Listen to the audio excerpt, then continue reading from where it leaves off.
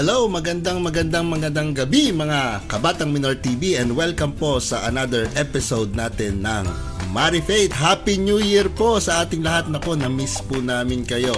At ang Batang Minor TV po ay isa pong social media platform para po sa Immaculate Conception Seminary na magpo-promote po ng vocation at spiritual growth. At hindi lang naman po vocation po ng pagpapare ang pinopromote natin. Ganon din po yung vocation din sa pagmamadre at sa mga religyoso at religyosa. Kaya nga kasama natin ang mga RCM sisters, at ang RDW sisters at iba-iba pang mga madre kagaya ng Dominican sisters dito po sa platform na ito at tulong-tulong po. At ang Mari Faith po ay isa sa programa na pinagsamahan po natin with the RCM Sisters of Religious Catechism of Mary and ng Pasca para kumbaga share about catechism, di ba? At yon, magandang gabi. Brother Pip, Sister Pearly and Brother Carlo, Happy New Year. Na-miss ko kayo. Happy New Year po mga kuya ko. Wow, saya-saya. Biro mo, kuya, episode 12 na ba tayo? Yes! 1 year! 1 year na! Biruin niyo yun, 1 year na pala. Po, so Happy New Year po sa lahat ng mga Kamari Faith na nanonood ngayon, katikisa at hindi katikisa, basta kapwa natin mananampalataya. Magandang gabi po sa inyong lahat. Yun. Brother Carlo. Magandang gabi po sa mga kasamahan ko dito sa Mari Faith, Kuya Alan, Kuya Pip, Sister Pearly, at sa lahat nating mga tagapakinig. Happy New Year. Tuwing New Year po, ang tingin ko always the year of the Lord, hindi year of the rabbit. Year of the Lord. Amen tayo dyan. Amen, yes. Year of the Lord. Kuya Pip. Yes, at binati nyo ng Happy New Year ang ating mga manonood. Okay, babate. Happy anniversary sa ating apat at sa mga kasama natin. Dahil 1 year na po ang Mari Faith na nakaisang taon na po tayong nagsasama-sama na naglalayo na mas mapalalim natin yung ating mga kaalaman, maalala natin yung ating mga nakalimutan at lalo't higit maibahagi natin yung mga natututunan natin sa pang-araw-araw at tuwing nagkakasama-sama tayo dito sa Mari Faith. Kaya muli, happy anniversary and happy new year po sa inyong lahat.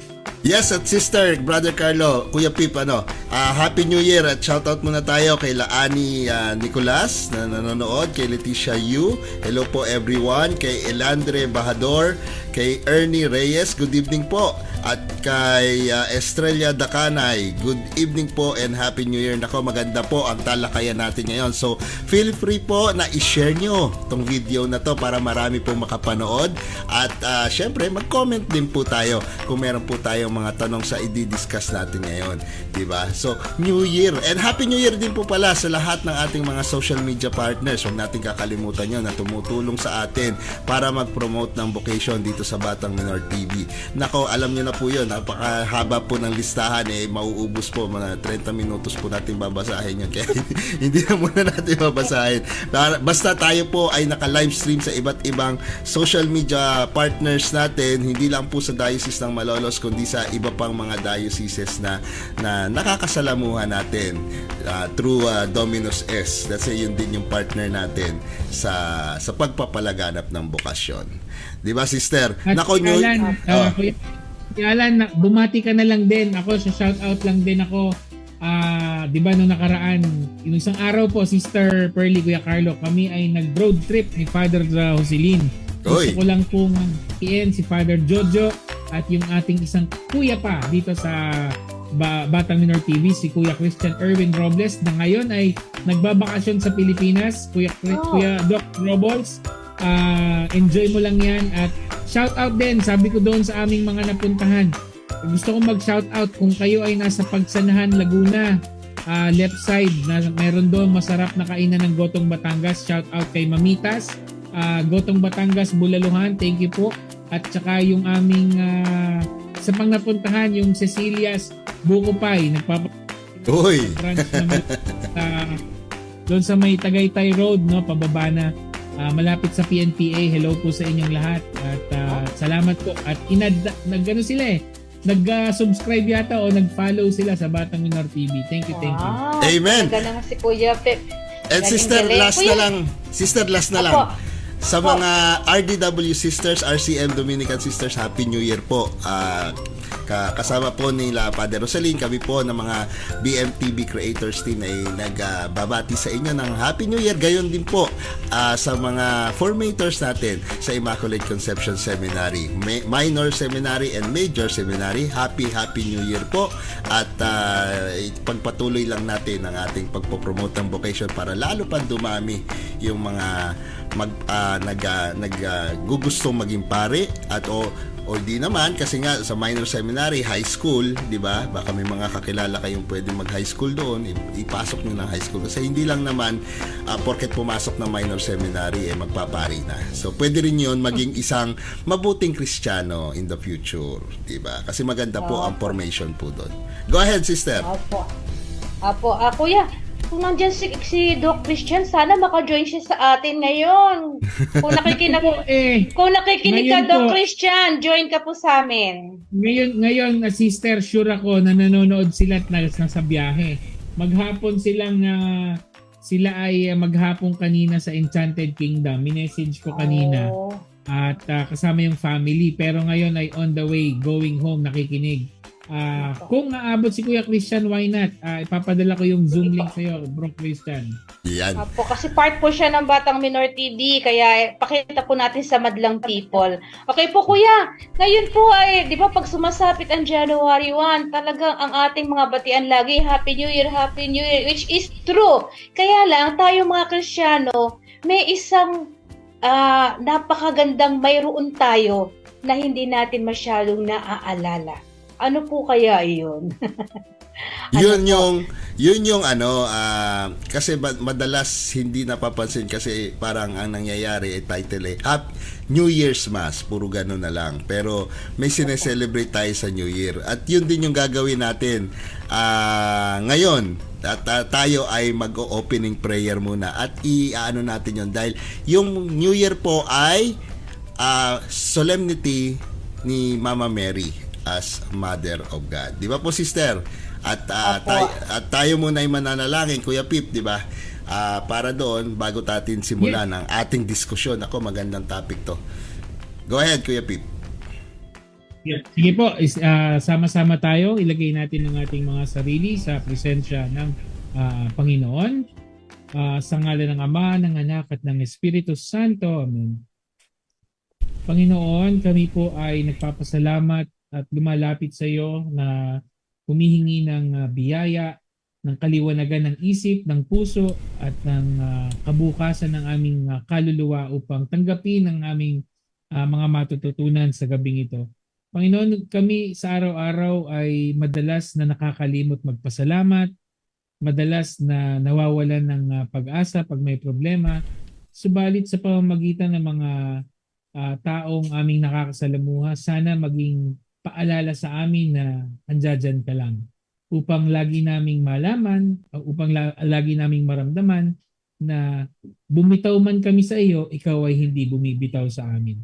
Lagi man kaming nawawalan ng kontrol sa aming mga sinasabi at mga ginagawa, nakakasakit na kami sa kapwa, pero Panginoon, ikaw hindi ka pa rin bumibitiw at patuloy mo pa rin kaming pinag-uubra na maging mga tagapamalakayan ng tao, tagapamalakayan ng mga bata na maakay namin sila sa iyong kawan.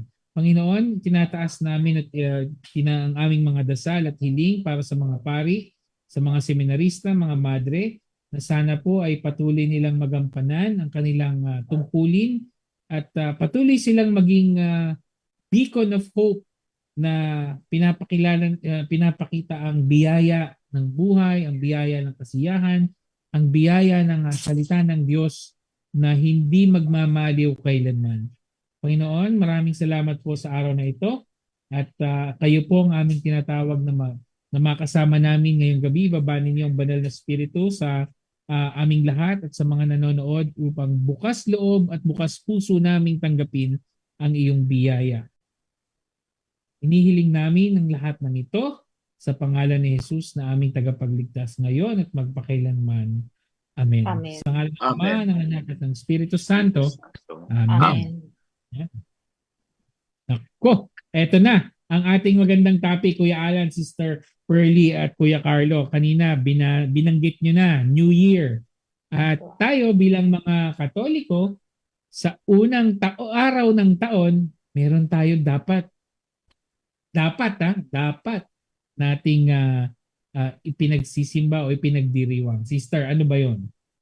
Okay, yung pong kapistahan po ng motherhood, di po ba, ni Mary, na kung saan po ba, si Mary kinikilala nating Mother of God. Pero actually, ito pong Mary Mother of God ay pangatlo, o isa sa tatlo na holiday of obligation. Kasi kung mapapansin natin, di ba, sa Biblia, wala naman nakasulat na itong mga additional na to ay isang holiday of obligation. Kumbaga sa Biblia, makikita at mababasa lamang po natin na ang inuutos lang ay Sabbath day.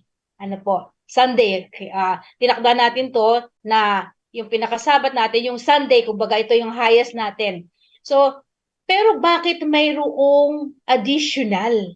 Ano po? But mayroong additional, sabi nga natin kanina, hindi masyadong napapansin. Bakit? Bakit ang alam lang natin na holiday of obligation ay yung December 8 tsaka December 25, tapos itong January 1, na tayo mga Kristiyano na overlook natin to. Ito isa sa mahalaga. The mere fact po na itinakda na ito isang holiday na obligasyon natin, ibig sabihin ito po ay must be given the highest priority, kumbaga iaangat natin. Bakit? Bakit po ba, Kuya Carlo, sa tingin niyo, kumbaga sa katuruan ng simbahan, bakit ba may tinatakda ng simbahan ang mga ganitong gampanin natin o pagpapahayag ng ating pananampalataya? Sa tingin ko, una sa lahat, ang totoo noon, 10 ang holidays of obligation sa Code of Canon Law. Nakalagay yan sa Canon, ano ba ito? Canon 1246. Paragraph 1. Pero sa Pilipinas, kasi binigyan naman ng kapasyahan ang mga obispo, ng authority ang mga obispo magpasya na pumili lang sa 10 at ang napili lang nila 3. Doon sa tanong, sa Amerika 6 yata ang holidays of obligation. Tama ba, Kuya Alan? 6 kayo. Ano? So, tingin ko kaya naidagdag ito bukod sa Sundays, kasi ang Sundays, according again to Canon Law, is the primordial holidays. Siya yung pangunahing holidays, yung Sunday. At by extension, ang nagtakda naman ng holidays of obligation ay simbahan.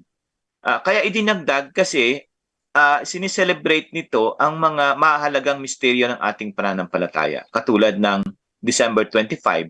Di kung hindi siya naging Sunday, hindi natin bibigyan ng emphasis yung pagkapanganak ng Panginoong Jesus kasi hindi siya pumatak ng Sunday.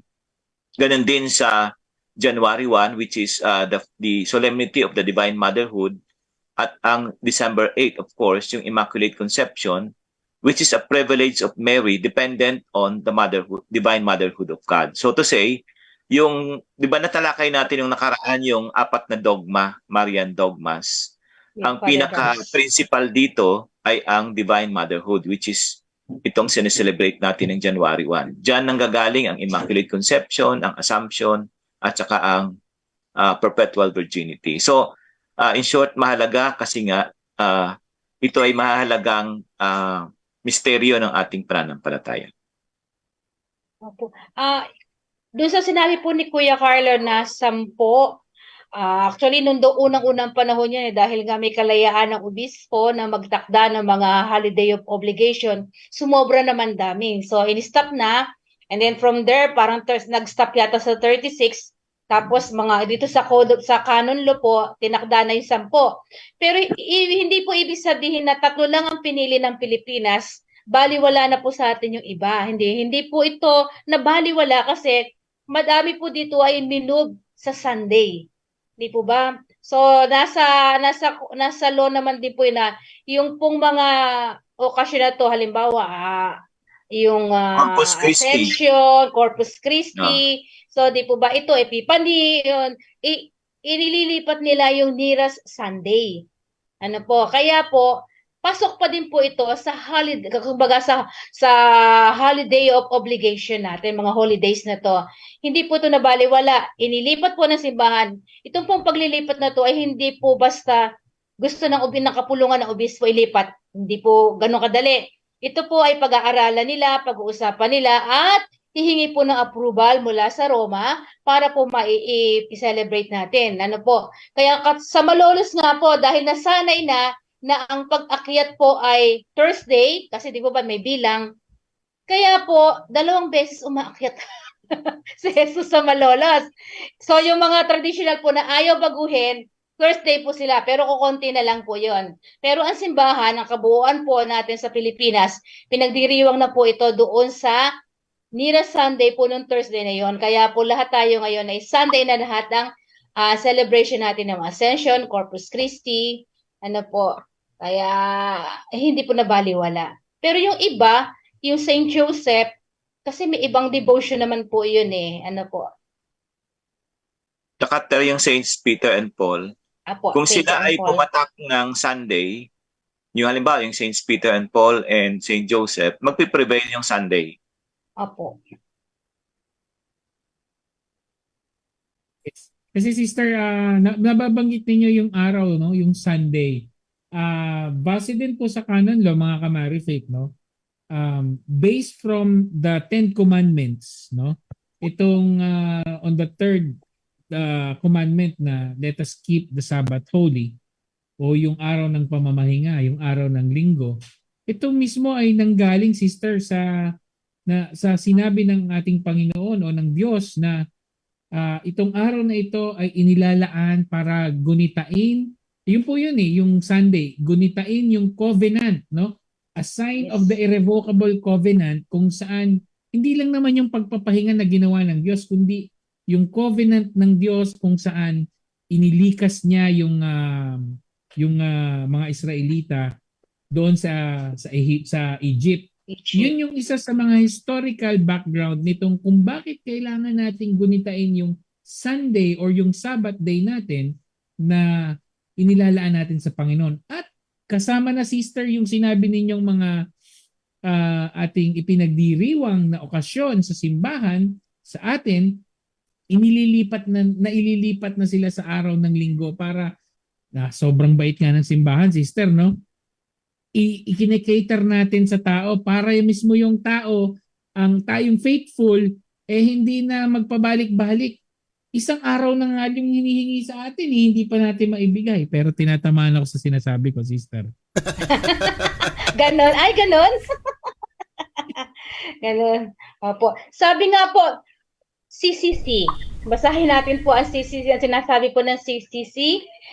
Number 2185, mga Kamari Faith po natin, mga katikista, gagamitin natin ang ating CCC. Tinuruan ko kayo kung paano gumamit nito, ha?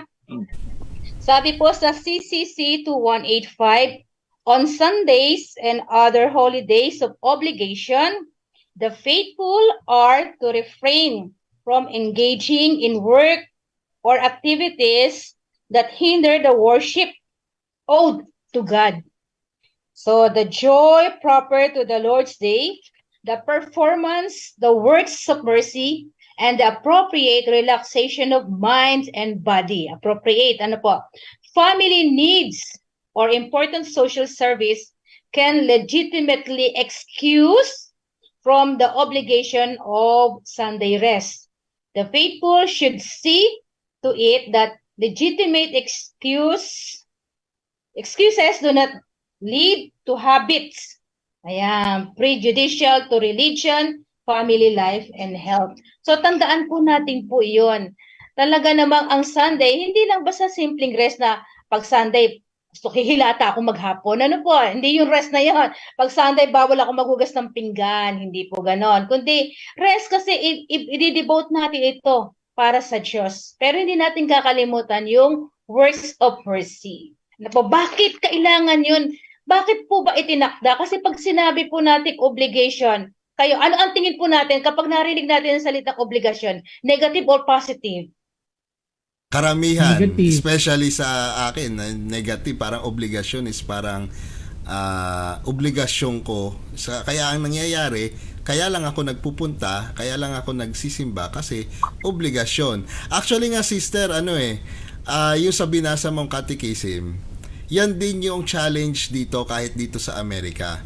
Kasi nga, dito sa Amerika, kailangan ka magtrabaho. Pag di ka magtrabaho, hindi ka kakain o hindi mo masusustain yung at ganoon din naman kahit naman saan kahit sa Pilipinas o sa iba mang dako ng mundo may tayo nagtatrabaho kaya nga ngayong modern times nag-iba yung ng trabaho. May mga trabaho na ngayon over weekend, yung mga nagko-call center, di ba? Kagaya dito sa amin, nagtatrabaho ako sa group home, hindi naman pwedeng 24/7 yon, hindi naman pwedeng, di ba, piliin ko yung weekend as off ko. Unfair naman din sa ibang mga kasama ko, kailangan mag-rotation din kami, di ba? Hindi naman pwedeng ako na lang ang anak ng Diyos na palaging linggo ang off, di ba?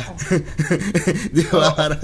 So yun din yung aking pinagnilayan in the past, kasi hindi talaga ako nakapagsimba nung last December nung Pasko, tsaka ilang Sundays nun. Kasi nga, dahil nga doon sa trabaho ko. Kaya nga nung January 1, nung nagkaroon ako ng pagkakataong makapagsimba nung January 1, niyaya ko si Father Richard, Father, magkumpisa nga muna ako bago ako mag-serve sa iyo para ako, ang dami ko na akong na-miss na mga Sunday of obligation, tsaka yung mga Sunday masses na hindi ko na dahil nga rin sa trabaho. Tapos naalala ko yon yung binasa mo, sister, na except yung exemption, di ba, may except Apo, yung family needs, yan po. Family yung mga social needs, services, yan. pag mayroong may sakit. Apo. Yun, di ba? Yung family, pwede mo naman kasing yung work family needs yung kasi hindi ka naman pwedeng kasi kung hindi ka mawawalan ka ng trabaho naman, mawawalan kay kita, di ba? Pero actually na-realize ko, sister, bakit ba may vigil mass? Di ba? Bakit may misa pag Sabado ng gabi? Di ba? Parang wow, tama yung sabi ni Kuya Pipe. Binibigay pa rin sa atin ng simbahan yung opportunity para hindi natin ma-miss yung mga ganong obligasyon. So, sabi ko, wala akong rason sa iyo, Lord Kasi may pasok nga ako linggo, ano ba naman yung Sabado? Di ba parang Pero alam mo kuya, blessing pa din 'yon kasi alam mo po kung ano yung maganda dun sa inyong sitwasyon. Alam mo na minamiss ka. yes. Two things po yun na alam mo may mahalaga kang na-miss kaysa dun sa hindi mo pansin kung minamiss ka o wala. Diba? Dahil alam mong may na-miss ka, nakukonsensya ka, alam mong mahalaga. Ano po? At yun Malaking yung bagay ating, po yun. yun yung objective natin dito is para mamulat ang bawat isa na itong mga Sunday of obligation, itong Sunday Mass is very important na talagang kailangan tayong magsimba. Di ba, Kuya Carlo? May sasabihin si Kuya Carlo. Opo. Ito nga po ang comment ko doon sinabi niyo ni Sister Pearly. Una, ang holidays of obligation is to be reckoned with like parang Sunday din yan. So ibig sabihin, obligasyon mo na magsimba, mag-rest, at saka yung works of mercy na sinasabi ni Sister Pearly. Ito ngayon ang napuna ko as a catechist. Yung sa Pilipinas na 3 holidays of obligation, hindi napapansin yung dalawa kasi talaga namang walang pasok yung December 25 tsaka January 1. Pero recently, under the administration of President Duterte, dineclare yung December 8 as a special non-working holiday. At nag-solicit ng reaction doon sa mga Katoliko at ito yung reaction. Instead of thanking na, ay salamat, makakapagsimba na ako sa December 8 nang hindi maaga or magagawa ko yung obligasyon ko ng December 8 kasi holiday, ang mga pag-iisip pa hay, makakapag-mall ako. Hindi tiningnan yung obligation makakapag-lakwat sa ako, makakabakasyon ako, lalo yung December 8 dito ngayon, natin, Thursday, ipit yung Friday. Kaya ang ginawa, nagpaplano ng long weekend. So, tinanggap yung special non-working day hindi as opportunity para magampanan yung obligasyon, kundi makapaglakwat, makapag-mall. At ito pa, ang isa, 30%, kung hindi ako nagkakamali doon sa labor advisory, kung magtatrabaho ka, 30% yung dagdag sa'yo, annual, daily computation mo. Nagpasalamat din, ay di papasok na lang kami para ma-avail yung 30%. So, parang hindi siya tinanggap as pagkakataon para magawa yung obligation, kundi bakasyon tsaka pagkakataon para mas malaki yung kanyang daily rate dahil 30%. Yes. Tapos, sa tingin ko naman, we need to appeal doon sa mga employers na i-encourage nilang gamitin at hindi yung, sige, basta pumasok ka. Anyway, 1.3 ang computation ng sweldo mo. Sana kung katolikong employer at katolikong employee, hindi naman tingnan yung December 8 na ginawa ng special non-working holiday like that. Pero Kuya Carlo naman kung magmo-mall sila, meron naman sa SM Caloocan tsaka sa Mega Mall na mga chapel doon. Pero sabi sa Catechism, yung expressions natin ng faith has to be done in our parish. Yeah. Ako personally, hindi ako masyadong, kasi in the first place, yung intention mo kung bakit ka magsisimba sa mall ang una. Nagkataon lang na may misa doon, kaya magsisimba na lang din ako. Hindi ba dapat in my parish, kasi that is my faith community. Correct. So, ewan ko, Actually, basta parang something is wrong with that. Strict dito sa US, kailangan naka-register ka sa isang parish dito.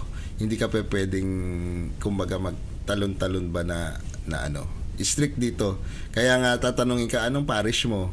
Merong yan. Saan ka ba nakarehistro ng parish? Ako exception kasi sa grotto ako mismo tumutulong dun sa shrine. Hindi naman parish yun eh. So but anyway, yun nga yung tama yung sabi mo Kuya Carlo 'di ba? Yung kulang sa information dissemination about dun sa mga Sunday of obligation. Marami sa atin na kagaya niyan, yung Immaculate Conception. Bakit ba ginawang holiday ni President Duterte yung Immaculate Conception? Ano ba yan? Pag tinignan mo naman yung batas, nilagay lang non-special holiday because of Immaculate Conception. Wala naman doon na sinabi na mga Catholics, magsimba kayo. Hindi naman nakalagay doon So it's our part sa mga parokya, sa mga catechist na to disseminate na bakit ba ginawang holiday yon, di ba? Opo. Tama po, Kuya. Hindi lang yung mga holiday of obligation na recent, Sister Pearly. Meron din ako napansin, nakakalungkot lang to.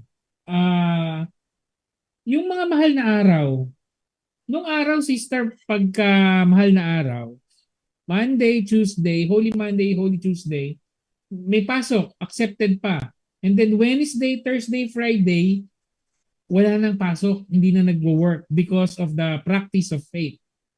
Pero alam nyo, recently napansin ko kahit Biyernes Santo, meron pa rin. Yun yung medyo nakakalungkot sa atin, yung obligasyon na nga natin dapat, obligasyon na, hindi pa nagagawa. Yun yung, siguro nga sabi ni Kuya Alan, saka ni Kuya Carlos, minsan kulang na rin tayo doon sa pagkakalat ng impormasyon. Pero siguro sa pamamagitan nitong programa natin na nakaisang taon na, to date, ito ay isang wake-up call, reminder, o pagpapaalala sa ating lahat na itong taon na ito, baguhin natin kung ano yung ating maling nakaugalian noong nakaraan to 2022. Imbitasyon tong ngayong gabi mga Kamari Faith na ibalik natin yung dati. Na ako, nung aminin ko, nung mga nakaraang mahal na araw, yung Wednesday, Thursday, Friday, alam mo yan, Kuya Alan, nagtatrabaho pa rin. Pero dati kasi, we observe talaga yung mga mahal na araw. At hindi lang yun. Itong Sundays na just to add on that, ito kasing Sundays na pinag-uusapan natin na hindi lang yung holidays of obligation ay nakakalungkot naman na sa atin nga, 1 oras lang yung misa Yung iba nga, maghapon sila doon. Tayo, hindi pa natin maibigay yung 1 hour. Diba? So, sana ako mismo, Sister, promise, babaguhin ko rin yung sarili ko. Para kung may makita ulit ako sa mga simbahan. Oh, manood kayo Batang Minor TV, manood kayo Mari Faith. Oh, di ba? Marami Opo. tayong matutulungan dito. Ayan. Tsaka sa Siguro tanong ko ito kay Kuya Alan. Dito kasi sa Pilipinas, ako nasa corporate world eh. Ang Ah. tingin sa Holy Week, pagkakataon para magburakay, magpalawan, etc. etc. So, technically parang wala namang kasi hindi naman obligation ang ang Paschal Triduum except yung Sunday. 'Di ba? Technically speaking, sir. pwede kang magbabakasyon dahil ang Holy Thursday kahit andyan yung Mass of the Lord's Supper Bater at ang Good Friday andyan yung hindi siya obligation, hindi siya a holiday of obligation. Ang holiday of obligation yung Easter Sunday. So technically wala naman silang kinukumit na kasalanan. It can be said that it's a grave sin. Hindi katulad noong Sundays tsaka holidays of obligation, yung failure mo to fulfill your obligation, grave grave sin. Pero ito hindi. So how do we address that na parang Holy Week is becoming secularized? Ibig sabihin, doon na itinataon yung mga bakasyon eh. Hindi ko alam kung doon sa pagbabakasyon nila, baka nagdala rin ng Bible o nagbabasa ng Passion. I do not know that. But ang iniisip ko lang, yung mentality na secular na, hindi na ito Holy Week eh. This is just another week. Vacation week. Something like that. Yes. So yun And nga, kuya. sister, Sige po, kuya. nako, sorry.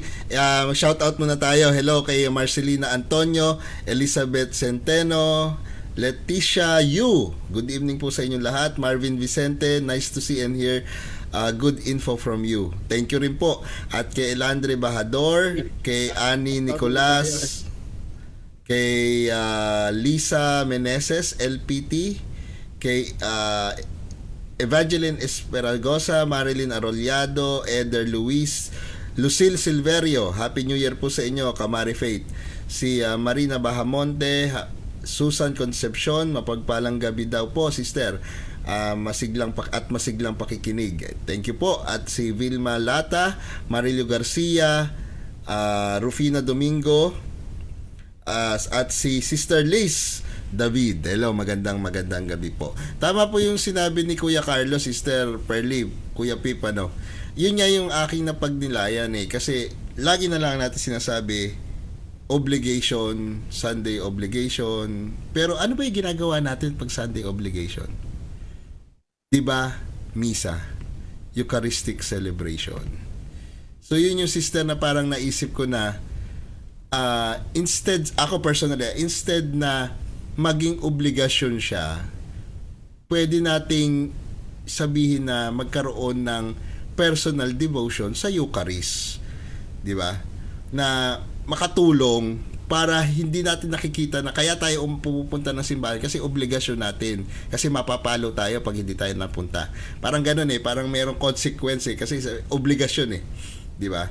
Pero pag ginawa nating devotion, yung pagsisimba, devotion to the Eucharist, sa tingin ko hindi na natin hindi na natin iindahin yun na talagang tayo mismo sa sarili natin ay kailangan kong magsimba. Kasi bukod sa obligasyon, debosyon ko to na makita once a week si Jesus at makasalamuha siya sa misa. Makaparte doon sa Eucharistic celebration. Di ba po, sister? Opo.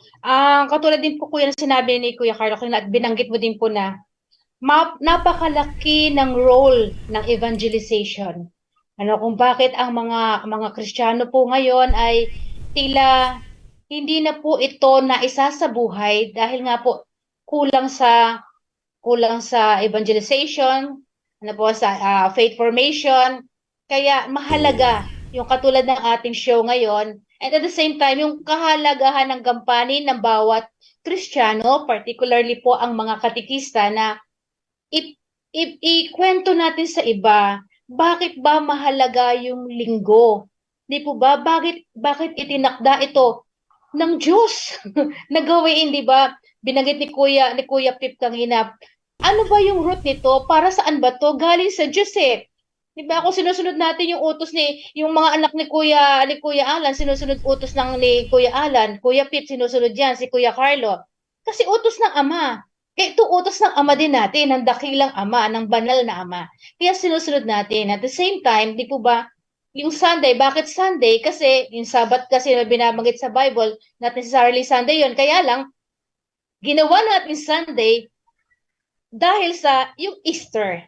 Di po ba? Yung pinakarurok, yung pinakatampok sa kasaysayan ng ating pagliligtas, ng kaligtasan, ng pagliligtas ng Diyos, yung Sunday. Kaya nga po, hindi ba ang mga Sundays ay tinatawag nating Little Easter.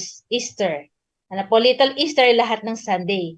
Ngayon, kapag na-evangelize natin ang tao, na ibahagi natin, ano ba mayroon? Bakit kailangan kong magsimba?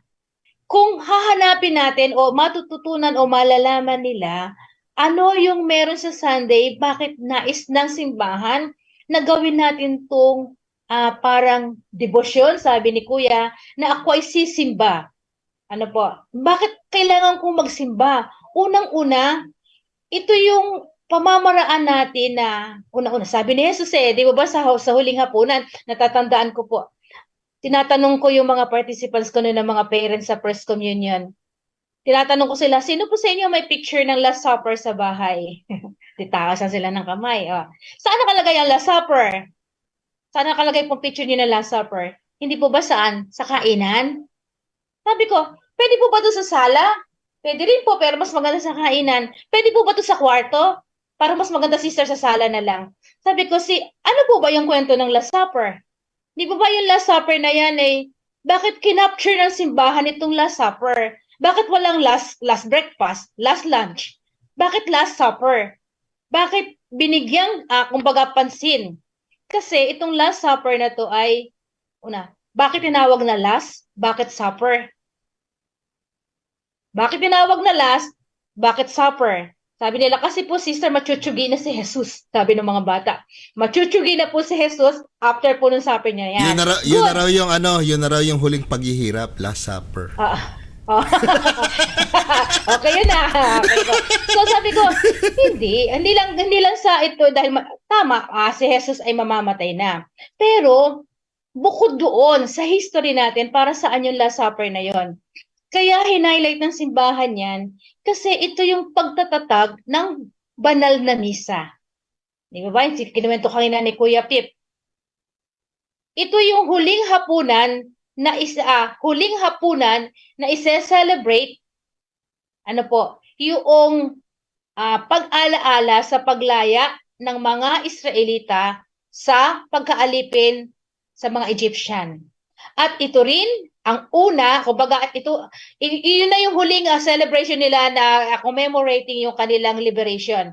Sapagkat magmula ngayon, yung covenant, di ba? Yung covenant na magmula ngayon, alalahanin nyo ito. Di ba? Alalahanin nyo ito.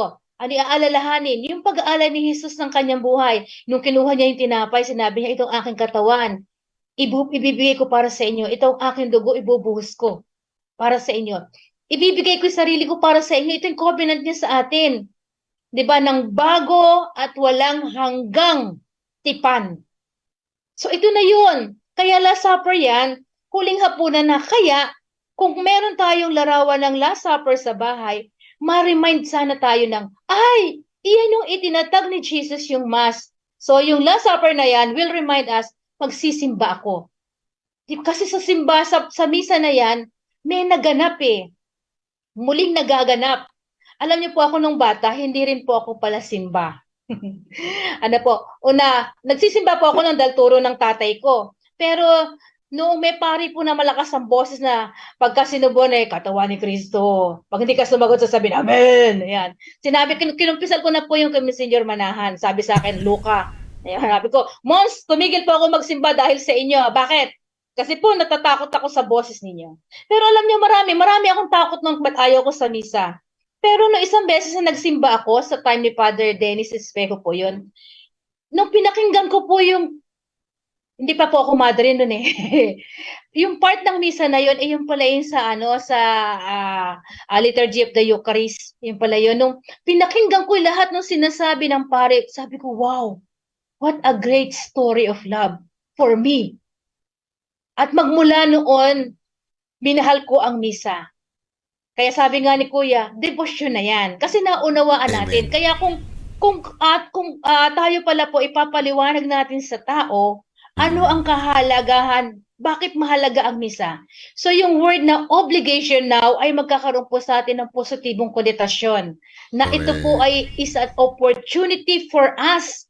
Sabi mo nga kanina, binibigyan ng simbahan tayo ng pagkakataon, ng pamamaraan, an opportunity po para sa atin na to celebrate, to be with Christ, not only to celebrate, to hear the word of God, to receive mismo His body and blood. Di ba opportunity? So, hindi ko na to titignan obligasyon in a negative way, kundi titignan ko na to in the eyes of faith na Sunday is an opportunity for me to receive Christ. Sunday is an opportunity for me to hear His word. Sunday is an opportunity for me na tayo bilang body of Christ, bilang isang simbahan, ay sama-samang magsimba. An opportunity for us to shout, shout out natin sa buong mundo na this is our faith. This is how we live our faith. Isisigaw natin sa buong mundo na ganito kaming Kristiyano kasi tinatanggap natin si Jesus. Tinatanggap natin si Jesus sa banal na misa. Hindi lang yun, di ba? Sabi nga natin, kaya nga po ito ay holiday. Bakit holy? Kasi it's Lord's Day. Kaya, obligasyon, sana'y lumalim pa, maging debosyon. Di ba? Si Acutis, debosyon. Hanggang dumating po tayo sa oras na ito na ang aking buhay. Tanggalin mo ang misa, mamamatay ako. Di po ba? Diba? Kailan tayo darating doon? At actually, pag nangyari sa atin yon, nakikinita ko na kung sakaling tayo ay lilisan at mamamatay kagaya ni Pope Benedict, sumalangit nawa, the 16, di ba? Ano yung huli niyang sinabi? Jesus, I love you. Oh, yun yung kanyang last word. Jesus, I love you. Di ba? Kumbaga, bilang Sana parang all. sana all, di ba? Parang dahil sa sobrang siya, kasi siya mismo as a theologian, siya rin mismo ay talagang ano siya, strictong liturgy si Pope Benedict. Talagang 'di ba sinabi niya ang liturgy kumbaga yan ay highest form of worship na dapat nating igalang, dapat nating kumbaga sundin, 'di ba? Parang but anyway, malalayo na naman tayo kasi Kaya lang sister, ito yung 'di ba parang kadalasan kasi sa mga nagsisibang kagaya ko, minsan ko 'yun naranasan ko dati yan sa Pilipinas na magsisimba kasi sino ba ang magmimisa? Si Father, lipat na lang ako dito sa ibang simba. O kaya hindi na ako magsisimba. Pero actually po, yun ang reflection ko po doon. Kasi minsan ganun po ako Pero ako na-realize ko kahit sino po yung magmisa, hindi po yung nagmimisa ang titingnan natin. Ang titingnan po natin, kasi po yung mga nagmimisa po, alter Christus po yan. Si Kristo po ang nagsasalita sa atin. Kaya kahit po kumbaga yung kumbaga medyo inis ka o itatanggalin natin yon kasi hindi naman po tayo nagsisimba dahil po doon sa nagbimisa. Nagsisimba po tayo doon dahil kay Kristo po. Kaya kahit po yung sa humilya, minsan alam mo sister, meron akong sa call center kasi may marami doon napupunta nung ibang sekte, yung Victory, mga ganon. Alam mo sinabi nila sa akin bakit sila lumilipat kasi daw boring daw yung mass, boring yung homily. Gusto nila yung mga alam mo yun, yung mga lively na kwan. Noong naintindihan ko, actually sister, aminin ko, naintindihan ko lang ang presence ng Eucharist. Alam mo kung saan, dito nung dumating ako sa US. Kasi makikita mo sa mga tao dito yung kanilang devotion sa Eucharist talaga.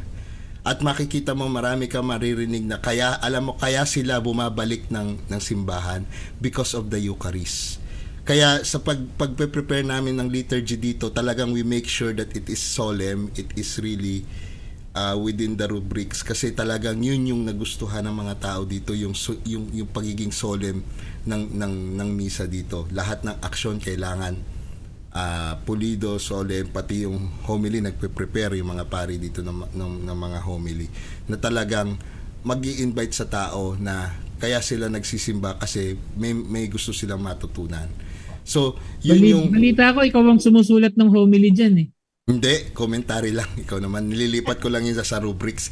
But anyway, yun yung kumbaga ang doon ko na realize yung presence, tsaka yung presence ni Christ, na yung sa Eucharist, yung presence, yung true presence niya na pinopromote ni Beato Carlo Acutis, di ba? Na talagang yung presence ni Christ nandoon, na yun yung kailangang maging kumbaga sentro ng ating buhay, yung Eucharistia, kasi doon natin nakakausap si Lord eh, 'di ba? Doon natin na ano. Kaya lang ang problema, sister, yung karamihan sa ating sa kagaya kong lay, pag hindi mo naiintindihan yung form ng mass, yung yung misa, yung mga prayer na dinadasal ng pare, hindi mo siya naiintindihan, talagang maboboring ka. Pero kung halimbawa naiintindihan mo, alam mo, parang yun ay isang soft drinks, lalo na sa mga may diabetes, na parang umiinom ka na soft drinks sa sarap na sarap ka. Parang ganun yung pakiramdam. Kasi Kuya Alan, kaya hindi naintindihan yung mga prayer na sinasabi mo, simbang labas, tapos nagkukwentuhan. Hindi kuya, kaya nga, sa mga bagay na ganyang kwentuhan natin, mas makikita na napakahalaga talaga ng katekismo sa atin. Ano po? Tsaka Yes. ito, mga kamaripay, tandaan po natin, ano man pong kahinaan ng mga pari sa oras ng misa, tandaan po natin, ang biyaya ay galing sa Diyos, hindi kay Father. Ang biyaya na tinatanggap natin sa banal na misa, galing sa Diyos. So, anumang kahinaan ng pari ay hindi makakaapekto sa grasyang ating tinatanggap. Sabi ko nga sa kanila, kahit sa confession, ayoko mangumpisal dyan kasi makasalanan din yan. Tandaan po natin, yung walis nga, marumi, nakakalinis eh. Hindi po ba? Amen. Yung Yun. walis marumi pero nakakalinis. So ganun din po yun. Hindi makakaapekto sa ating tatanggaping biyaya ang kahinaan ng mga ministers. Kasi ang Diyos, ang source ng ating mga tinatanggap na biyaya, tatanggapin natin kung ano nararapat sa atin. Mahalaga Amen. po yun. Amen yung sister. May naalala po ako dyan, sister. Sige. Diyan sa sabi mo yung tungkol sa pari. Tawag ko dito theology of vestments. Kasi pag nagmimisa, 'di ba, nakita mo ang pari, balot na balot ng vestments. Halos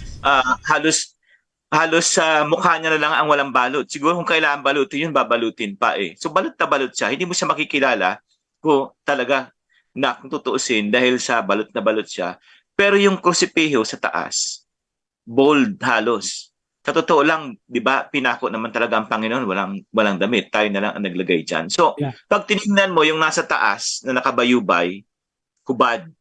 Pero yung nagre-represent sa kanya yung altar Christus, balot na balot. May sinasabi yon. There's a theology behind. Ang ibig sabihin noon, tinatakpan mo yung personal na pagkatao ng pari para ma-highlight yung pagkatao ng Panginoong Jesus. Kasi yun nga talaga ang theology behind. Tapos doon naman, gusto kong i-comment kay Kuya Alan, yung boring yung misa. Nakalimutan ko yung pangalan ng pari na nag-lecture, taga Liturgical Institute. Ang mass daw is boring. Ito lagi kong sinasabi sa mga katekista. Kung ang umaattend ng misa, walang pagmamahal sa puso.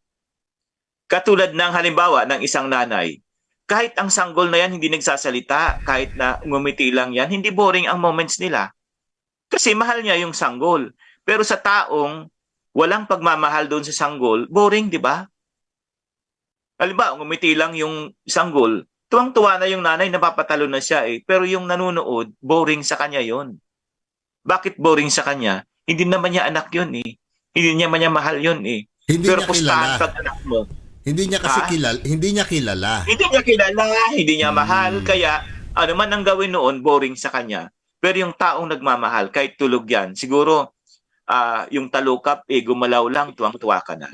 Walang boring moment sa taong nagmamahal. That's the point. Amen. Hanggang Oy, ganun na. Wala. may nag-comment dito, sabi ni Valeriana Filoteo, para po sa akin ay napakahalaga ng banal na misa sa paghahain ng banal na Eucharistia ay nadarama ko ang kahalagahan sapagkat dito nadarama na napakalapit ko sa Diyos, parang andyan talaga siya kahit di ko siya nakikita. Tapos sabi ni Marvin Vicente, believers of Christ must attend the Holy Mass with enthusiasm from our mind and heart. Iyon. Kuya, maganda At saka, rin po kuya- sinabi ni Ate Liz, sabi dito, date with the Lord. Yan po ang sinasabi namin sa mga first communicants. After ng kanilang first communion, every Sunday, may date sila kay Lord para magpasalamat at makinig sa salita niya. At sabi rin Balik po natin ni yung Evangeline meron si Evangeline Esperagosa, sabi rin po, marami pa rin po sa mga Katoliko ang kulang sa kaalaman pagdating sa pananampalataya, kung kaya't mas inuuna pa ang pagpapasarap kaysa magpuri at magpasalamat sa Diyos sa pamamagitan ng pagsisimba kung linggo at mga araw ng pangilin. Amen. Iyon. Alam niyo po, Kuya, sa survey nga daw po, sabi ni Father Benny, sa talk po niya, only 37% ng Katoliko sa ating bansa ang nagsisimba. Hindi pa yung nakalagay kung irregular, ha? Basta 37% lang ng mga Catholic ang nagsisimba. Naalala ko yung kwento ng teacher namin po noon. Ano po yung teacher namin sa BEC? Nung siya ay na-invite sa Vietnam para mag-lecture sa isang semester lang po. So pagdating niya po sa Vietnam, una niyang hinanap parokya. And then tinanong niya anong oras ang misa pag Sunday. Ang sagot daw po sa kanya, 4 a.m. Sabi daw niya, ha? Simbang gabi? Simbang gabi? 4 a.m.? Sa amin, simbang gabi lang yun, 4 a.m. Doon daw po talaga ang Sunday, ang misa doon sa parokya, 4 a.m. Kaya nung nagsimba siya, sabi niya ba, magsisimbang gabi ako.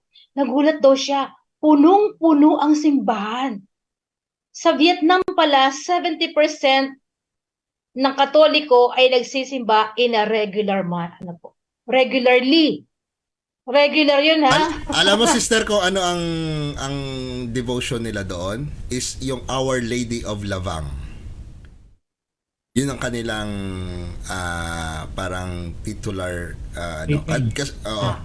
kung baga sa atin Immaculate Conception, meron silang Our Lady of Lavang. Yun. Pwede nyo i-research nyo. meron akong i-pinost doon sa comment section natin. Kasi ito yung isang excerpt, no? Kung nagbabasa kayo ng comments, meron po akong pinost doon from a YouTube clip kung saan ipinapakita yung bahagi ng liturhiya ng Eucharistia, kung ano yung talagang actual na nangyayari kapag pagkasimula na nag-o-offer, nag-o-offer tayo ng alak tinapay, ando doon may kasama mo na yung unti-unti lumalabas yung mga anghel, yung mga banal, nakakasama natin. Up to the point na pag sinabi ng Panginoon, itong aking katawan, sinabi ng Pare, itong aking katawan, yan, para sa inyo. Tapos, naging ano siya, nag-transubstantiate siya into the face of the Lord. From the Pare, tapos, napakaganda niyang, sa akin, personally, nung napanood ko, tuwing magmamas tuloy, tuwing aattend kami ng misa, kahit na ako paminsan-minsan, kung atin ng misa, tuwing magkakaroon ng kinakanta na yung Osana, yung Santo-Santo, lagi ko siyang napipicture tuloy na ando doon yung communion ng saints, nando doon yung communion ng mga banal, no? Na even at one point, nung isang simba namin, hindi ko pa na-share sa family ko to, I thought I saw my parents there, nakasama, noong nagmimisa. Noong na-imagine ko lang, but I think kasama sila noong kasi nga po when you celebrate the Eucharist, it becomes your community or your communal devotion, no? Hindi lang ikaw yung nagsisimba, hindi lang yung anak mo, hindi yung asawa mo. Lahat po, yung Universal Church magkakasamang nagsisimba doon sa isang selebrasyon ng misa. Kaya napakagandang nung picture na yon na kaya ako tuwing magsisimba tuloy ngayon, yun yung napipicture ko. Bumababa yung mga anghel, sinasamahan tayo, ando doon ng mga banal, kumakanta ng Osana, Osana, sa kaitaasan, up to the point na nire-reminis natin yung sinabi ng Panginoon, eto ako, tanggapin nyo ako. Ang Diyos na nga lumalapit, ayaw nyo pa akong tanggapin. Diba? Kasi minsan, sabi ko nga po kanina sa prayer natin, sa pang-araw-araw, minsan nakakalimutan natin na nawawalan tayo ng gana, nawawalan tayo ng control sa ating mga sinasabi. Pero sa pang-araw-araw na nagsisimba, lagi niyang nakikita ang Panginoon. Siguro magiging araw-araw din yung reminder na, oh, ako na to. Ako na yung lumalapit sa iyo. Huwag kang bibitaw sa akin, ha? Ako, hindi ako bumibitaw sa iyo. Parang ganun, sister. Pagka napanood ninyo, hanapin niyo po yan sa YouTube, yung Veneration of the Consecration. Makikita niyo yung actual na nangyari. Tapos, dagdagan ko lang yung sinabi ni Kuya Carlo regarding dun sa paring kinoment ni Kuya Alan na, ay, sino ba magbibigay si Father? Pansinin niyo po, mga Kamari Faith, ang damit ng mga pare ay halos magkakamuka. Dahil, sabi nga ni Kuya Carlo, yung theology of vestment, hindi naman tinatakpan yung pagiging ni si Father. Ano ba? Ako. Tinatakpan yung pagiging ako, na pagiging pip. Ang pumapalit yung vestment, yung damit, yung itsura ng Panginoon. No? Hindi po tayo nagsisimba ng dahil kay Father, kay Bishop, o kay Cardinal. Nagsisimba tayo dahil kay Kristo. Sabi nga ni Sister. Amen. Kaya di ba sa misa nga po, sa Liturgy of the Eucharist, sa consecration, di ba tinatanggal po nila yung skull cap? Kasi pantay, eto, walang position dito. Sabi niyo nga, the altar Christus. Ano po? Alam niyo, ang sarap-sarap pag-usapan pagka po Eucharistia, misa ang ating pag-usapan. Nakikita talaga natin mula tayo sa kahalagahan, ang kulang na lang ay tumugon tayo. Pero kung tatanungin natin, balikan natin, bakit po isinama yung December 8, December 25, at January 1 sa ganitong kagandang kumbaga mayroon ng Sunday. Ano po, kasi po itong tatlo po na to na pinili, tsaka yung iba din po, yung 10 na yan na itinakda ng simbahan, hindi lang po ito tungkol kay Mary. Hindi lang po ito sa sa three wise men, kundi ito po ay tumutukoy po kay Hesus Kristo sa kasaysayan ng ating kaligtasan, the nature, the divinity and the humanity of Jesus Christ. Ito po yung mga event na patunay that He is truly human and He is truly divine. Na itong lahat ng ito ay naging parte ng kasaysayan kung bakit meron tayong kaligtasan. So ito'y sabay-sabay, sama-sama natin inaalala, binibigyan natin ng highest priority, kumbaga greatest priority sa atin, yung kumbaga ay special, ginagawa natin special kasi everything kumbaga lagi para sa ating kaligtasan, everything is about God. Sabi ko nga, lagi kong sinasabi, kung bubuksan natin ang puso ni Mary, ang laman niyan si Jesus. Ano po, kaya huwag tayo mag-stop kay Mary. Hayaan natin, dalhin tayo ni Mary kay Jesus. Amen.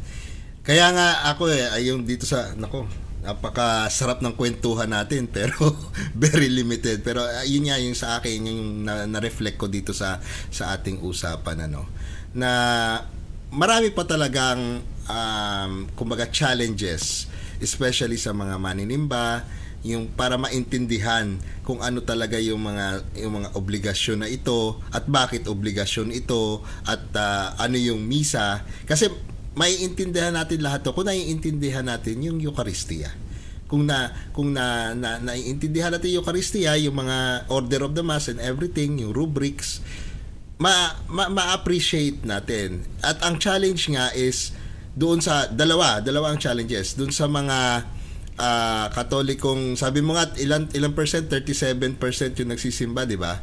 Yung sa 37, nagmat na ako di 63. Yung 63%, ano yung pwede nating gawin? Paano natin sila mahihikayat na magsimba? 'Di ba? Yun yung kailangan nating pagnilayan.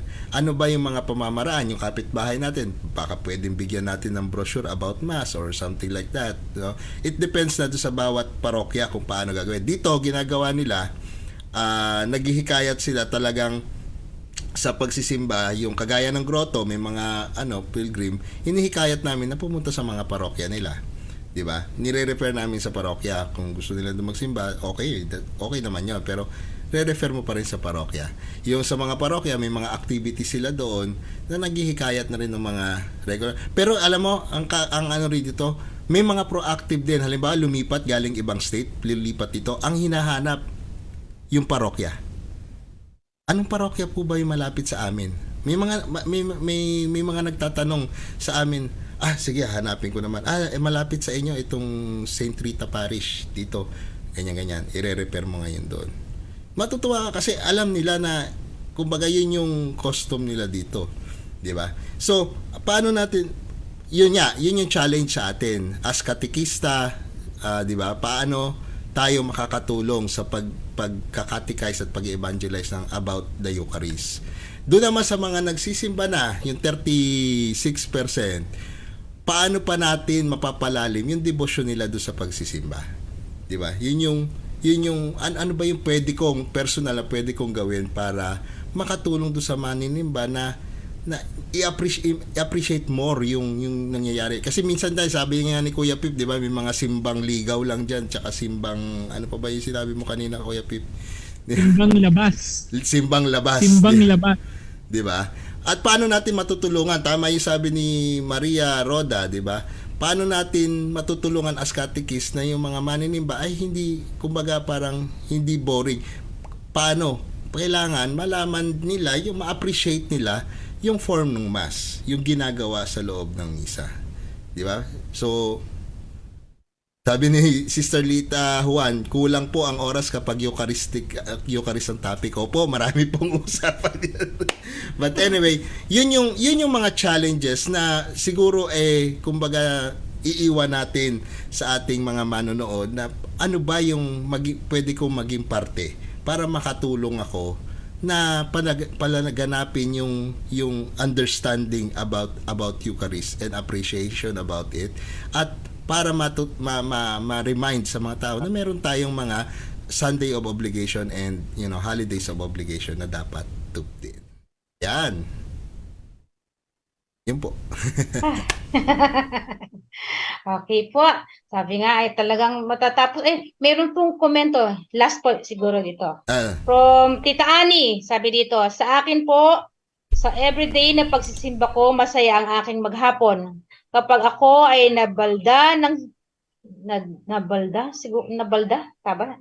siguro nag-leave ng simba, hindi kumpleto ang maghapon ko. Damang-dama ko si Kristo sa aking kapwa, kaya ang banal na misa ay hindi ko nalilimutan sa aking damang-dama ko ang haplos ng Panginoon. Wow.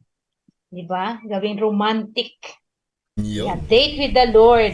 Yes. Wow. Amen. Wow. At ang maganda, sister, pagka-date with the Lord, ay magsama ka ng ibang ka-date. No? I mean, hindi yung Mag-akay ka. Mag-akay tayo ng iba pa. Sorry, hindi ka-date. Mag-akay pa tayo ng iba pa. Para yung 36 na nagsisimba, malay mo, sister, magulat si Father Benny because of the episode natin ngayon, episode 12, yung 36. Bukas po, Feast Day of Epiphany. Hindi ko po birthday. Birthday mo? Hindi ko po birthday. Feast Day of Epiphany, yung 36. Malay nyo, madoble bukas, sister. Olimpista ng Bukid. Okay po. So, Kuya Carlo. Take away na. Okay, take away na. Lumaki ako sa probinsya na nung bata pa ako siyempre tinuturuan ng mga katekista. Parang isa sa mabigat sa akin yung Sunday and holidays as obligation. Yung bang gigising ka, pipilitin mo yung katawan mo para pumasok ka, parang pinipilit ka. Tapos ano ba naman to? Antok na antok pa ako, magsisimba na naman. Eto na naman. Hanggang sa mag-teenager ako, may inatendan yata akong recollection doon sa isang pari namin. Tandang-tanda ko yung tanong niya at doon ako napahiya. Sabi niya ganito, kapag ikaw ay nagsisimba, sino ba ang nakikinabang sa pagsisimba mo? Diyos? Hindi. Kasi sa totoo lang, hindi ka naman niya kailangan doon. Maraming sumasambang anghel sa kanya sa kalangitan. Puro pagising, hindi katulad mong tutulog-tulog. Maraming sumasamba sa kanya sa kalangitan, buong puso, hindi katulad mo na half-hearted. Oo nga napag-isip-isip ko yun. Hindi naman pala ako ang nakikinabang Katulad ng sinabi ni Sister Pearlie na Eucharist as a meal. Sino ba ang kumakain? Diyos ba? Hindi. Ako. At sino ang nakikinabang pag ako ang kumakain? Eh di ako. So, nawala yung parang yung word na obligation. Nagkaroon ng bagong kahulugan sa akin. Nang ibig sabihin pala noon, parang ako ang nakikinabang. Kumbaga sa ang mga utos ng Diyos, hindi ito utos ng sundalo na hindi ka makikinabang. Ito ay utos ng doktor para sa iyong kabutihan. For example, di ba ang doktor nagsasabi sa iyo na huwag kang masyadong kakain ng matamis. Hindi dahil sa dinideprive ka ng doktor sa matamis, kundi para yung sugar level mo, ma-maintain mo. So in short, I now take commandments of God as payo para sa sarili kong kapakanan. Hindi payo na, kasi pagka-obligasyon na utos na wala kang pakinabang, talagang boring, tsaka hihilahin mo yung katawan mo.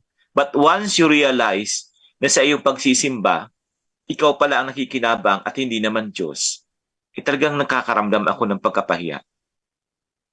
Nakakahiya talaga na ako pa yung nag-iisip ng gano'n, yun pala ako ang makikinabang. So, kaya, henceforth, tiningnan ko na ang pagsisimba bilang ako ang nakikinabang and expression of love. O, yun lang. Okay, dugtungan ko na lang yung Kuya Ayun. Carlo. Ano po? So, di ba, yung sa pagsisimba, sabi natin kanina, obligasyon ba to o debosyon? Pero sabi mo nga, Kuya Carlo, mahirap.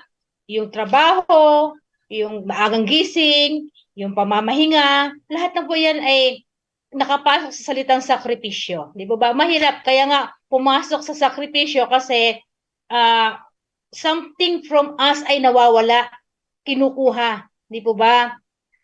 Nawawala sa atin. So, pero sabi nga ni Kuya Carlo, pangalawa, yung una, yung sakripisyo ang ginagawa natin. Pangalawa, na-realize natin na hindi pala, ang misa pala, pag-attend natin ng misa, hindi lang yung tayo nawalan, actually nagkaroon, tumanggap. Hindi tayo nawalan ng time, hindi tayo nawalan ng rest, hindi tayo nawalan ng opportunity para kumita, kundi ito pa yung opportunity ko para tumanggap ng biyaya ng Diyos. Di po ba? Ako pala yung nakaka-receive. Pangatlong level, itaas pa natin. Nagsakripisyo, tumanggap ako, pero sisimba ako hindi dahil may tinatanggap pala ako. Sisimba ako kasi nagmamahal ako. Yun lang. Di ba? Nagmamahal ako. Amen. At yun, susundan ko naman yung kay Sister Pearly. Sunod-sunod to, para dugtungan tong laro natin eh. So, nagmamahal. At yun nga yung pinaka yung pwede nating i-imitate yung buhay ni Papa Benedicto the 16, Pope Benedicto 16. At kung titingnan mo yung buhay niya, iniaalay niya kay Lord, at ang pinaka parang center ng kanyang spirituality is about Eucharist. Bakit? Theologian siya, more on siya sa Bible, and talagang liturgy siyang maituturing na talagang stricto in terms of liturgy. At alam niyo po kung ano yung huli niyang sinabi nung bago siyang mamatay. Ang sinabi niya, Jesus, I love you. Ganun po kalalim yung devotion niya na pwede nating ihalin tulad o maging inspirasyon sa bawat na isa na kaya tayo nagsisimba, gusto nating makita ang mukha ni Jesus sa bawat misa. Gusto nating makita yung makasalamuha at makinabang doon sa salo-salo na pinangungunahan ni Hesukristo para sa atin, na iniwan para sa atin sa pamamagitan ng Eucharistia. At yun nga yung challenge sa atin, na kahit ba hindi natin gusto yung pare, naiinis tayo or nagsisimba lang pala tayo dahil yung pare trending, di ba? Wag ganon. Kumbaga, kaya tayo nagsisimba kasi kay Kristo, dahil gusto nating makita yung kanyang muka sa Eucharistia. Yon, Kuya Pip. Amen. Ako, sinabi niyo na yung mga ako, ang take away ko na lang ay from kay Kuya Carlo, kay Sister. Kuya Carlo, ano ba yung mapapala ni Lord? Hindi naman si Lord ang magkakaroon ng gain doon, kundi tayo. Sabi naman ni Sister, yung pagmamahal, sinundan mo rin na yung pagmamahal na yun ay magiging devotion. Ang sa akin po, tanong na lang, kung ang Diyos ang unang nagmahal, paano naman po natin sasagutin yung pagmamahal na yun na ibinigay sa atin at patuloy na ibinibigay sa atin ng Panginoon? Yun lang po yung Amen. aking takeaway. Maaaring sagutin natin sa bukas or sa mga darating na araw kung paano nyo sasagutin yung ang Diyos ang una nagmahal, paano naman ako tutugon sa pagmamahal na yun? Amen. Amen. Nako, maraming salamat po sa mga sumubaybay sa atin dito sa Maripate. Nako, wag po kayo magsasawa. Nako, i-like po ninyo at i-share nyo po itong video na to para lalo pa tayong ma-reach out natin yung mga kapatid natin na kailangan ng medyo, 'di ba, enlightenment sa mga ganitong kagayang topic. Ay Kuya Alan, bago tayo magtapos at mag-pray, gusto ko lang pong bumati ng happy birthday sa aking mga kamag-anak, kay Dico Boy, Bernabe at kay Eileen mga hasbati at doon sa classmate ko kay Dexter Santiago, happy birthday. At sa pinsan ko na nanonood ngayon kay Ren Rivera, thank you Insan sa panonood at magaling ka. Kita tayo ulit sa susunod. Nako, regarding sa birthday, marami ako nakitang nag-birthday. Unang-una sa lahat, yung ating spiritual director nung nasa minor tayo, si Father Prost Tenorio, na nag-diwang ng kanyang kaarawan nung January 1. At si Sister Tere. Kailan ba si Sister Tere? Babatiin ko po. Ngayon birthday po niya. Ngayon, happy birthday. Apo. Kasi medyo yung time zone namin ay magkaiba. Minsan, birthday ngayon ba? Bukas pala yun sa akin, sa oras ko. But anyway, happy birthday po. Yun. Sister. Oh. Happy birthday, Sister Tere. Okay po. Si Kuya Father Carlo, Mel, ba? bukas birthday. Father Melch, happy birthday. Pagaling Ay! ka Okay. bukas. Father Melch. Happy birthday, Father. Tsaka shout out sa mga parish priest ng mga social media partner natin. Maraming salamat po kay Father Dennis, Father Molong, kay Father Divino, yan. Father Jojo. Father Roselyn, yan. Yung mga tumutulong sa atin. Father Roselyn, kung nanonood po kayo, module ko po. Sige sister, papaalala ko po. Papaalala ko po sa kanya. Sige. Sige po. Okay Siguro, na po tayo? Sige po, sister. At tayo po ay mag-closing prayer na po, Closing sister. prayer. Sige po. Sister. Let us all be aware sa presensya ng Panginoon sa atin, lalo tigit sa ating tinalakay ngayon, si Jesucristo nasa kay Eucharistia. So sa ngalan ng Ama, ng Anak at ng Espiritu Santo. Amen. Panginoon namin Diyos, maraming salamat po sa greatest gift na tinanggap namin, ang iyong anak na si Jesus. Tulungan niyo po kami through the power of the Holy Spirit that we may love Him more dearly, that we may see Him more clearly and follow Him more closely. This we ask through Christ our Lord. Amen. Amen. In the name of the Father, and of Amen. the Son, and of the Holy Spirit. Amen. Nako, again po, maraming salamat po sa inyong panonood at patuloy po ninyong suportahan yung mga programa natin dito sa Batang Minor TV. Gaya po ng sabi natin kanina, bago nagsisimula tayo, Batang Minor TV po ay naglalayon po pa mag-promote po ng vocation. Hindi lang po ng pagpapare, kundi pati pagmamadre rin at religyoso at religyosa. Sa kaya po, kung meron po kayong kakilala na gustong pumasok sa seminaryo, feel free po mag-message po at i-refer po namin kayo sa Immaculate Conception Seminary. Sa minor man o sa major, pwede po tayo makatulong kung meron po kayong nakikita na yung gustong pumasok. So, yun lang. At ganoon din sa mga kababaihan, pagka gusto nyo, ayan, reach out lang din po, mag-message po kayo dito sa Batang Minor TV. Pwede po kayo sa Religious Catechism of Mary, pwede rin po kayo sa Religious of the Divine Word, pwede rin po kayo sa Dominican. So, maganda yan, iikot po natin yung mga congregation para malaman nyo kung ano yung charism ninyo. Baka kayo na yung susunod na maging madre at ikasal sa Panginoon. Kasama na sa Marifate. Kasama sa Maripate, kagaya ni Sister Pearly, di ba? Okay. Ano pa, Kuya Pip? Po. Good night na po. Maraming salamat po ulit. Happy New Year sa inyong lahat and happy anniversary sa ating lahat sa Maripate.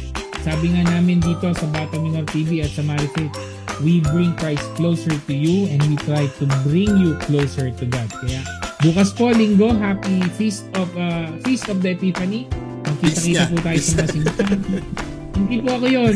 Hindi ko po birthday. No? Feast of the Epiphany, ang pagpapakita ng Panginoon. Kita-kita po tayo. Have a great evening, happy weekend, and God bless po sa inyong lahat. Thank you. Bye. Bye-bye.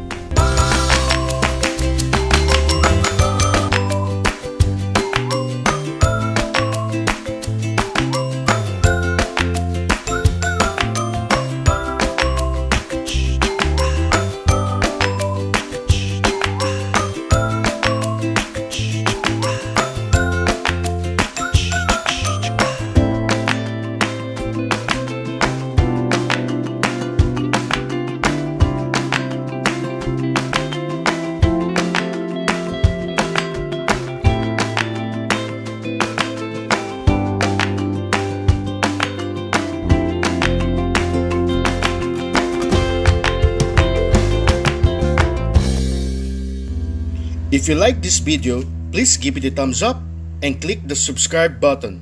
Thank you and God bless.